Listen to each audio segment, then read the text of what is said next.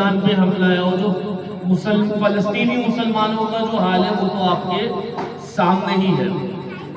اسرائیل ایک ایسی ریاست ہے جو ادھر ادھر شیعہ ملکوں سے گھرا ہوا ہے، لبنان ہے ادھر، ایران ہے ادھر، عراق میں بھی اچھی خاصی تعداد پائی جاتی ہے۔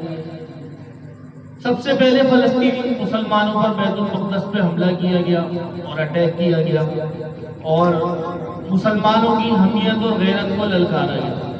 تو جو اڑوس پڑوس کے ممالک تھے وہ زبانی زماخش تو کرتے رہے کہ آج یہ کر دیں گے، کل یہ کر دیں گے، پرسوں یہ کر دیں گے، مسلمان بچے شہید ہوتے رہے، لیکن کیا کسی نے کچھ بھی نہیں، یہاں تک کہ سینکڑوں سنی مسلمان شہید ہوئے۔ اب اسرائیل نے اپنا پینترا بدلا، کیونکہ وہ تو فرقہ واریت کو استعمال کر رہا ہے، شیعہ سنی گیم کھیل رہا ہے، شیعوں پہ اٹیک کرو تو سنی خاموش، سنیوں پہ اٹیک کرو تو شیعہ خاموش۔ اب اس نے بولا کہ بھائی سنی ملک فلسطین